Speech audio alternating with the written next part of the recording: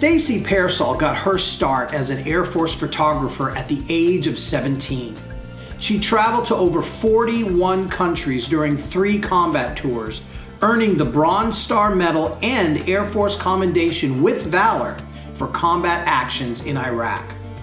Though combat disabled and retired from military service, Pearsall has not let her disabilities hold her back.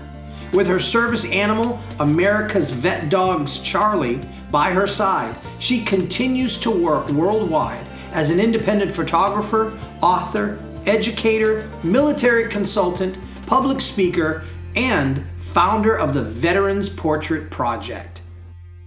And all right, well, welcome to the show, Stacy. We're so glad that you could join us on the Patriot Art Foundation podcast. This is going to be, I'm super excited about it. I got to be honest. I've been on your website for a couple days now, been geeking out.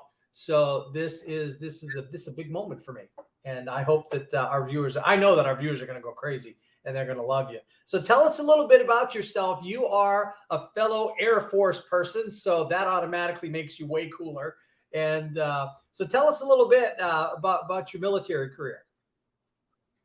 Well, hey, first of all, thanks for having me. I actually was a military brat, like so many service members. It's a family business. And I enlisted in 1997. My uncle worked at giving airmen their jobs. And so I was talking to him a little bit about what kind of art jobs there were in the Air Force. And he said, well, there's 3 options. You could be a videographer, a photographer, or a graphics designer. Of course, graphics design sounded really intriguing to me because obviously that's the closest to the more of the mediums that I was used to. And but being young, I was 17 when I enlisted. So I said, well, I'll just take whatever opens up first. And I ended up with photography and what was put into the delayed enlistment program. Finally, in February of 1998, I went to basic training, went off to school at the Defense Information School where I learned photography. And from there, I got stationed at Offutt Air Force Base in Omaha, Nebraska. Ironically, when I spelled out my dream sheet, I said, send me anywhere in the world, I'll go anywhere. And they sent me right back home because I had enlisted from South Dakota. So Nebraska was just a stone's throw away. I worked at the U.S. Strategic Command and we were doing satellite and YouTube program stuff, like the Secret Squirrel kind of thing. It wasn't anything to do with photography, honestly. But while I was there waiting for my top secret clearance, I met a combat photographer, and I was basically the low man in the totem pole at the base lab where I processed film for everybody. And this combat photographer walks in, he's in a flight suit and he's got all these patches and he just has this swagger, and he comes in, he lays a bunch of slide film on the desk and it's like, I need this in an hour. I'm like, what do you do and how can I be you? And so he broke it down. He told me about how airmen can apply for combat camera, which is a really, at the time you had to apply and you had to submit a portfolio and a full length photo and all the reasons why you're a stellar airman.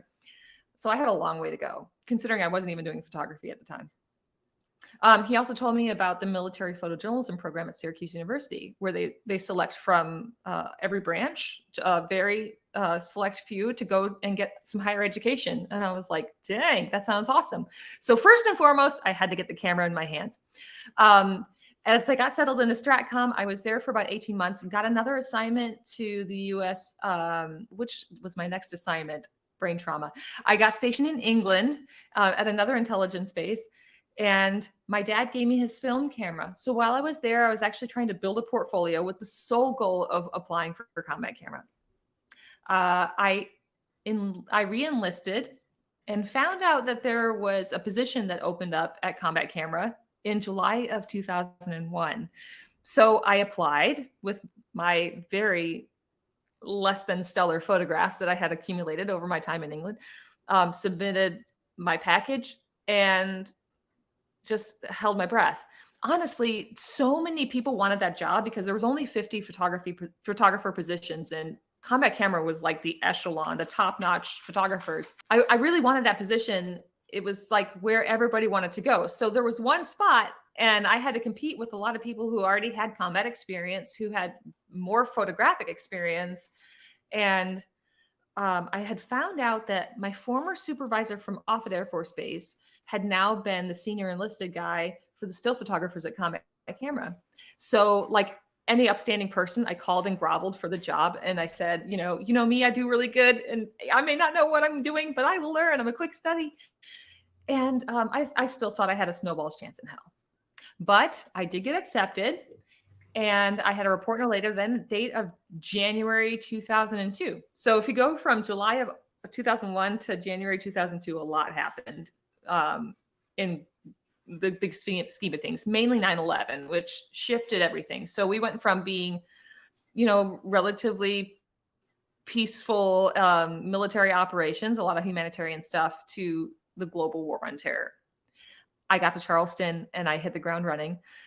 I learned everything that I could possibly learn about using digital cameras. Oh my God, mind blown. I'd never used those before. How to process them, how to be autonomous, not only just the photographic stuff, but how to use satellites out in the field and to send my imagery back to DC. And then I had to learn how to talk Army, because a lot of the work we were doing was alongside infantry. I went all over my first year. And then they finally said, okay, well, I think you're good. You can become a flyer. I wanted to become a flyer. So that was that next step of being that guy that I met at Offutt Air Force Base, was become an aerial combat photojournalist. So I got combat camera. I went through all the aerial qualifications. So I had to go to like series school and water survival and all that jazz, and then become aircrew qualified. And then I went to Iraq my first time, my second time, came back, applied for Syracuse. And at the same time, I had submitted a package for the Military Photojournalism Awards, and I earned Military Photographer of the Year for the first time. And not a lot of people who hadn't went to school before ever earned that award. Actually, I think I was the first person to win the DoD Military Photographer of the Year award before going to the Syracuse University program. So I kind of say that they had to send me at that point. But anyway, I got into school. So I had checked all the boxes, and I volunteered to go back to combat camera. And then I spent the rest of my career there until I couldn't go any further.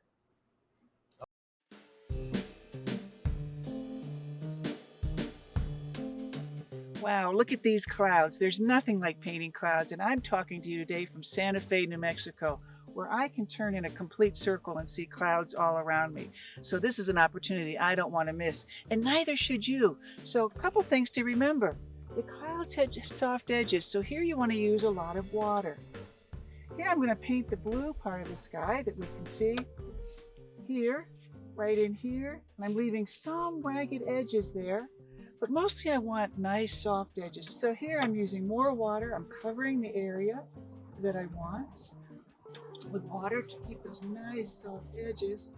And then I'm mixing, you see the darker color of the underside of the clouds. There I'm mixing a little brown into that blue. And I'm using a big brush so I can go quickly. And here is that underside of that cloud there. So they're really quick, a little bit like that, and you're done. Don't overdo it. So get out there and paint that landscape, especially those marvelous clouds. And that's your quick tip.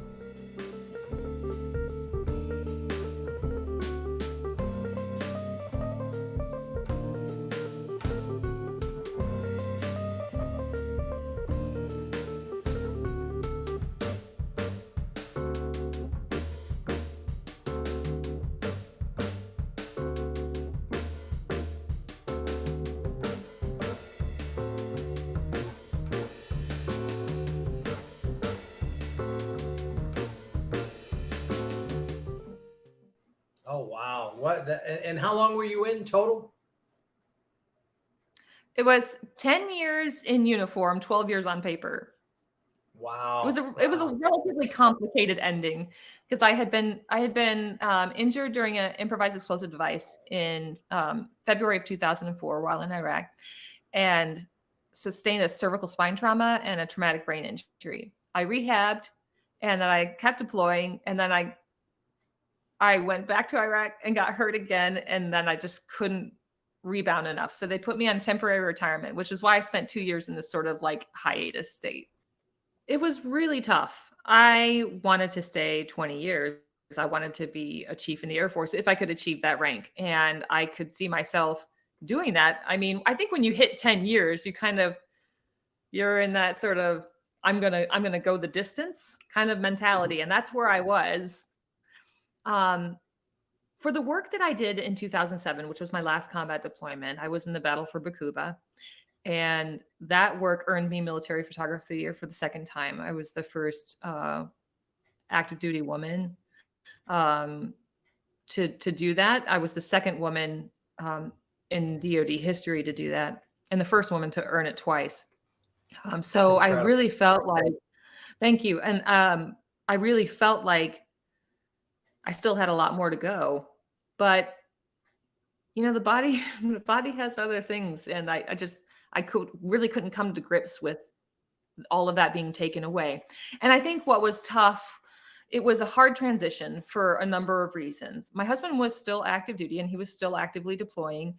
And so while I was trying to recover, I had a lot of mountains I had to climb on my own. And there were some of the medical procedures that I had to have drivers, because I would go under anesthesia, and my husband being deployed, I had to lean a lot on my brothers and sisters within my unit. There would be some times where they wouldn't show up, so I would have to take a taxi cab, and I started getting really resentful. And there's a double-edged sword here, though, because my mentality was always, I'm not going to let people see the pain I'm in. I'm not going to let people see my weaknesses. And then I think that comes largely from my conditioning, and that I didn't want people to think of me as a woman or a liability or something less than. And I think it was even more instilled in me as being an airman with Army, because people tend to, with these sort of branch sibling rivalries, look at the Air Force as being sort of military adjacent and not hardcore stuff. So anyway, I had this complex that I was trying to work through at the same time. And meanwhile, I was transitioning into the civilian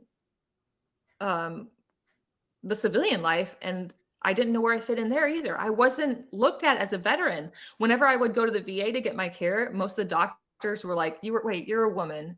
How did you get blown up? How did this happen? And I just felt like ad nauseum, I'd have to explain my backstory. And it was just like re-injuring me mentally over and over again. Moreover, even my fellow veterans didn't think of me as a veteran because I'm young and a female and I'm in the hospital. So most people just assumed that I was the daughter of, or the granddaughter of, or the wife of, instead of being the actual service member.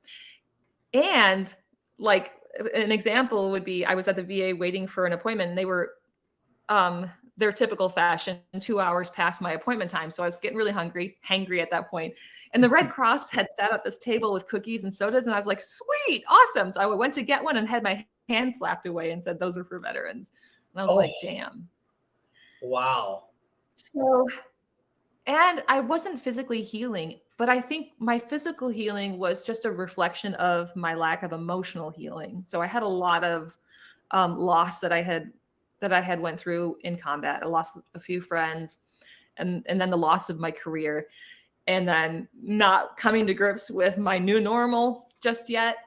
And then the doctors telling me I wouldn't be able to stand for prolonged periods of time, lift anything over 5 pounds, ride my horses ever again. They were telling me all the things that I couldn't do. And I really bought into that. And then they were throwing drugs at me to help me with my mental stuff.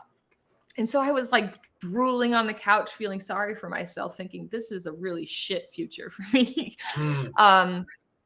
Yeah. So it was a very, very hard transition. Nobody was there to handhold me through it, or at least it didn't feel that way. I look back and I was surrounded by amazing people, but it's hard to see that when you're in a dark place. I call it circling the drain. And I did that for a long while. Where I had my epiphany and where the clouds sort of parted was, I had this elderly veteran who was volunteering at the VA hospital where I was getting my care. And he came and sat down next to me. And I was feeling really frustrated because I tend to get gawked at being the sort of different face in the crowd. And I felt like he was no different than anybody else. And I had this sort of moment where I could either ask him what he wants in a thoughtful way or just unleash holy hell on him. And I'm better than that. I know that deep down. And so I dug real deep and I started a conversation with him. And it turns out that he was an amazing World War II vet, survived D-Day, liberated a concentration camp, and he was trying to give me a handout to get a hand up. And it was the striking moment where I was like, okay, I'm sitting here thinking that everybody else in this waiting room is looking at me in a prejudiced way, or, had these preconceived notions about who I am. Instead, I was doing that. And I was like, wow, just holding a mirror to myself. But his name is Mickey Dorsey, and this World War II vet, and he inspired me to reach out to the public affairs office at the VA and see if I could take pictures of veterans while I was waiting. If I was going to burn up 4 hours of my life I couldn't get back, I'd rather do that volunteering. So like so many of us, and especially those who have been through military service, like to continue that service somehow and have a task and a purpose and a meaning. So I got approval. I started taking portraits of veterans in the waiting room, and I suddenly wasn't concentrating on the pain I was in, or that the doctor said I wouldn't stand for prolonged periods. I was standing for 2 hours at a time. And then I was lifting my camera and all my other camera gears. So I was doing pretty good for myself and breaking all these barriers that I thought had been built up for me. I think what was happening at the same time was with every veteran that I was talking to, they were validating all the emotions I was feeling. I wasn't alone in this what I thought was isolated bubble, that the feelings I felt were wholly normal. And the experiences I went through, it was a human response to an inhumane experience. I wasn't alone, and it was validating. It was cathartic. And with every veteran, I was taking one step forward in life. So I thought, okay, if I want to stay alive, then I need to keep going. And how am I going to keep going if I don't set a goal? So I set this crazy goal. I would photograph veterans in every state, thinking that would be a lifetime thing. It took me 11 years. I'm Mary White, and if you're a veteran interested in telling your story through art, come join us at the Patriot Art Foundation, where we will help give you a means of purpose, connection, and expression through art. So come join us today.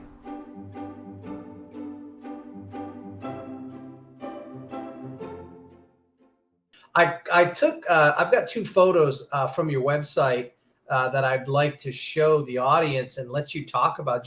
And these are from the Veterans Portrait Project. If this photo don't light your fire, your wood's wet. That's all I got to say. It's beautiful. Tell us about this particular photo right here. Look at that. My Lord, that's just an amazing photo.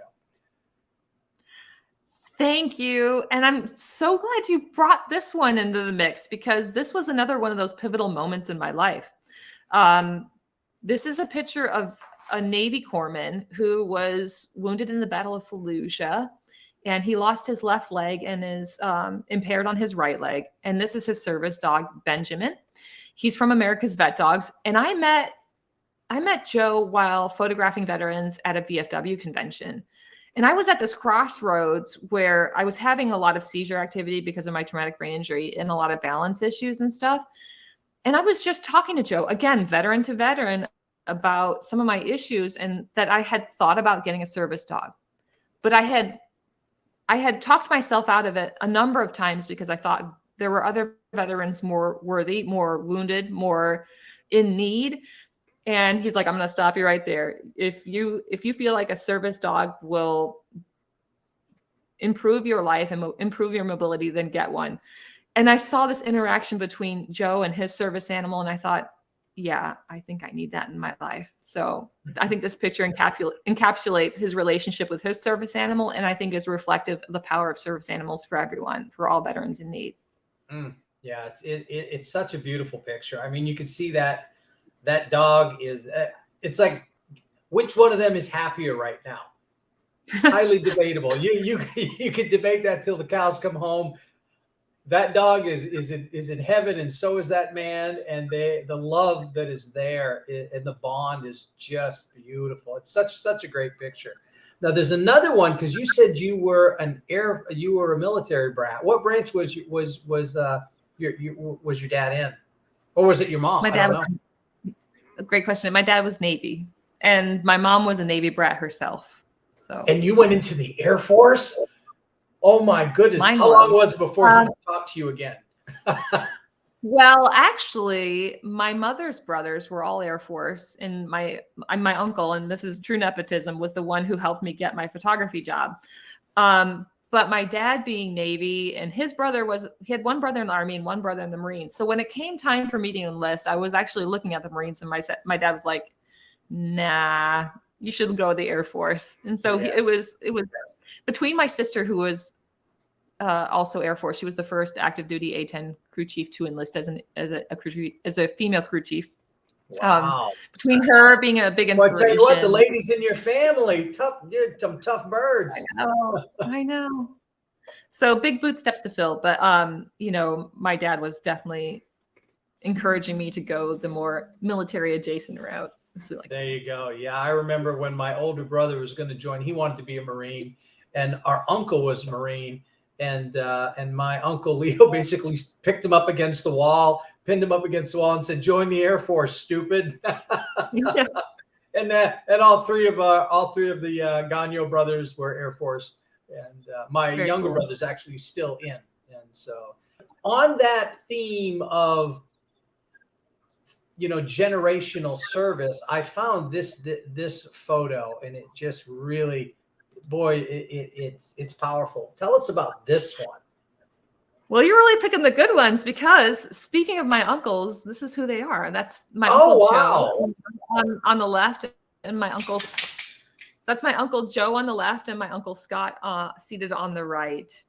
Yeah. So my uncle Joe was the one who secured me a photography job in the Air Force. So thank you, Uncle Joe. I was reading something actually today about statistics where, it is generational for military service. But I do wonder if there is some element of demystification, because I, being a military brat, kind of knew what to expect. And having so many family members in military service, knew what the expectations were and what that kind of looked like. So I was better prepared. I think coming from somebody being the first generation military person has to be like jumping into a pool of freezing water, not knowing what to expect. Over the course of the 11 years that I did the Veterans Portrait Project, I really felt like there was this resounding theme with every veteran that I talked to, this sort of disconnect between them and the civilian world, or them and their family, or them and their loved ones, or their spouse. And I was like, well, why is it that you and I can connect? A lot of it, Tim, is because we're veterans and we speak that common language. But when it comes to like combat experiences, and I'm married to somebody who was in the military who went to combat, so even articulating the emotions that I feel was difficult to somebody who spoke the language. But I felt like something needed to change, because our status quo as a veteran community just isn't going to work. We're going to continue to face 22 veteran suicides a day if we can't make some fundamental changes. And I thought, well, how can I extend this art into a different platform? And that's where my television series with PBS came about, called After Action.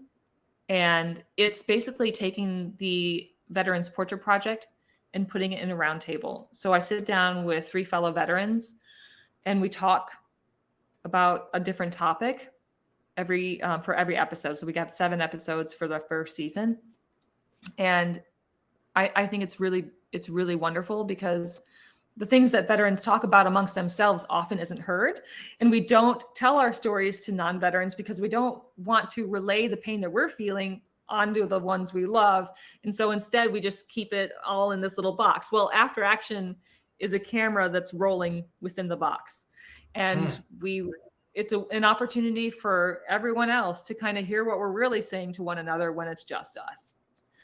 And actually what's kind of fun about it, and having some creative license, the director and I were talking that we would sort of decipher the military lingo by doing sort of a VH1 inspired pop-ups video kind of thing, where we add captions at the bottom. Oh, so like if I were all the acronyms. Yes. Well, listen, you and I could prattle off about the MRE, or the, going to FTAC, or, doing the wearing BCGs, but nobody else is really going to know that unless they were in the military. I'm wearing BCGs right now. There they are, right there, folks. Ditto. I never let go. So the hope we've had 3 of the episodes have already aired. It's currently streaming on PBS, and it will be available for streaming on Amazon. And we've had such a great response so far. And I actually do the Veterans Portrait Project with every veteran guest. We've had 21 guests, so it's really a way to extend that part of my art as well. And we've been traveling around doing panels and panel discussions and talking about different types of therapies. And we talk about art and healing. And I think that's a really, really great way to bring art to another form of a veteran's life as well. Absolutely amazing. I haven't seen the show yet, but I'm about to. Let me tell you what, I'm going to that website right after we're done. That's going to be fantastic. But boy, I'll tell you what, thank you so much for coming on this show. This is going to be podcast gold today. I'm very excited about it. Absolutely phenomenal. Can't thank you enough. Where can people find out more about you? What's your website? Where can we find more information? Well, hey, if you want to type in stacypearsall.com, I'm there. veteransportraitproject.com. You can also find me. And then afteractionshow.org. I'm reachable through there too. All of my social medias, I'm out there. I'm on YouTube, Facebook, Instagram, and Twitter. I haven't quite figured out TikTok yet. I'm not sure if I'll get there, maybe in the future. But if I do, you can find those links at stacypearsall.com. Oh, that's fantastic. And we're going to have all that information in the description for the video below on our social media, our YouTube channel, and everywhere else that you can find the Patriot Art Foundation. Stacy, thank you so much. We really appreciate you coming on and sharing about your life, your career, your photography. And I'm just blown away. And I got me a new pal, so I'm real excited about that. So thanks again for coming on. We appreciate it. Thanks, Tim. Welcome, veterans, to Watercolor Boot Camp, where we are going to show you how you can tell your own story through art. I'm Mary White. I spent 7 years traveling the country, painting veterans from all walks of life and from every state for the project We the People, Portraits of Veterans in America. And that's where I learned how painting can be a way for you too, as a veteran, to tell your own story. We're going to show you how you can select your painting materials, draw it on the paper, mix the color, paint washes, and create paintings that you'll be proud enough to show your family. I was a combat medic. Army. I hadn't painted in 55 years. Since the 4th grade. I tried watercoloring once, it didn't work out very well. Not as hard as I thought it was. And so what will your paintings look like? Well, they won't look like mine, and they won't look like anybody else's, because there's no one way to paint. There's not a right way or a wrong way. Your paintings will look just like your own, because maybe you like to paint every little detail, or maybe you like to paint big, loose washes and paintings that are almost abstract. You might like bright, vibrant color, or you may prefer neutral colors. I'm learning and watching Mary, how she just throws paint on the canvas and all of a sudden it's a pair of boots. Amazing. It sounds weird, but you lose track of time. And that's when you know you're doing something that's good for you. You'll be painting and all of a sudden you look around and it's like, man, it's been 2 hours. Oh, this is amazing. This is what I've been doing with my life, painting. We're going to come alongside you so that you can work at your own pace in your own home. And we're going to show you how to paint big, loose paintings, still life, landscapes, flowers, animals, portraits, and even illustrated journals that you'll be proud to have as a keepsake. It saved me. I hit a really deep spot, and it was the art therapy that it pulled me out. I get stressed, that's the first thing I go to. The problem still exists, but it doesn't affect me anymore. We are so proud at the Patriot Art Foundation to partner with Terracotta to bring you these courses. And so now, let's get started.